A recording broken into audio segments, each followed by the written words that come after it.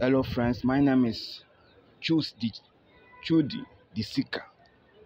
Yes, I just want to throw more light on what a good mother must make her daughter to understand before she get married. One, first of all, we should know that marriage is for better for worse, and therefore it should be taking precaution. We must take precaution before we get married in order to make that marriage to last long. The thing that a mother must teach their daughters, number one, is that marriage is meant for procreation. Procreation. It means that anyone who like to be married must indulge in sex. Without that, that marriage cannot last. Another thing the mother should make her daughter to understand is that marriage is sweet and also bitter. There are times things will be hard, while there are times things will be easy. So it's left for her to accept any situation she see and make sure that she find a way to sort it out and not complaining or giving excuses. Another thing a mother should make her daughter to understand is to always control your tongue.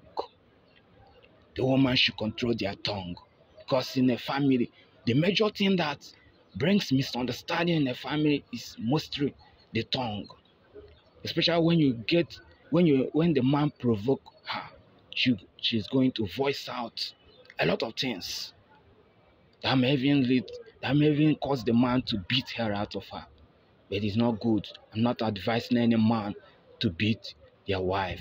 It's not proper. Even my father taught me not to beat my wife no matter what she did. Then, another thing that the daughter should understand is that she must be tolerant. She has to tolerate. Every human being has a childish behavior. The husband you are going to marry has his own childish behavior. And likewise, she herself, she has her own childish behavior. You have to condone it, you have to accept it. Try to tolerate each other. Another thing the mother has to teach their daughter is that she should be contented with what she has. You don't have to compare your husband with another man. Because the moment you begin to compare your husband with another man, that will make you to be looking out for another man or looking at how to get those things. If it is material things, take for instance, your husband do not has car and you admire the car that another man has. That may lead you to abandon your husband to go and enjoy yourself with the other man, and the man may even not even accept you at the end. He will just use you and dump you.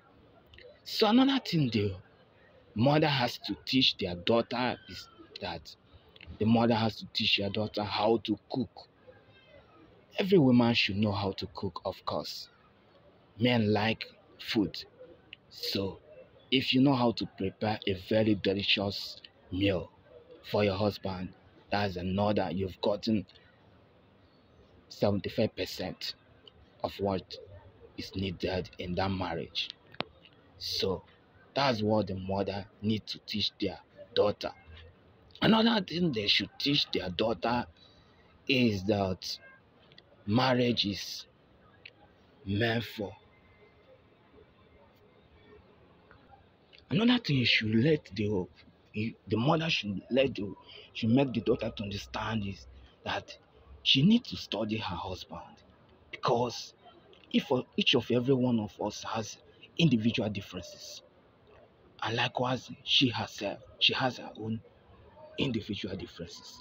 So for the marriage to last, we need to study each other, study what we like, what they want, and what he didn't want. Try to avoid those ones he did not like. Likewise, you yourself, your husband has to study you as well, to know what you need and what you like, to avoid all this misunderstanding that is going on in a family. It's not good now. It's not very, very good. It's not good. It's a childish behavior.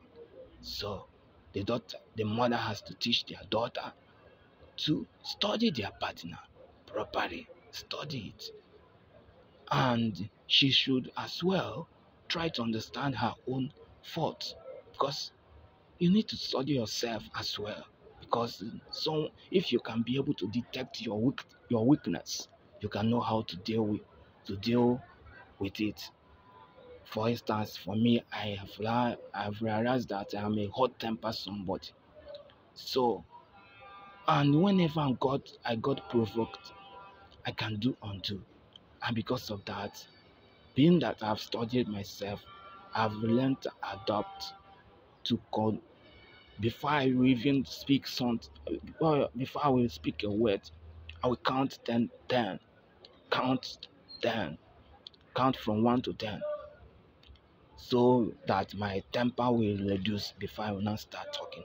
Without that, you cannot see that it can lead me to voice out something that will destroy the marriage, or something that will cause the person to react more than expected.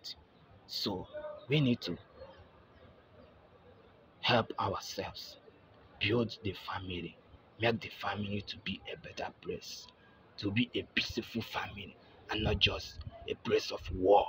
It's not meant to be war. It's not a war zone.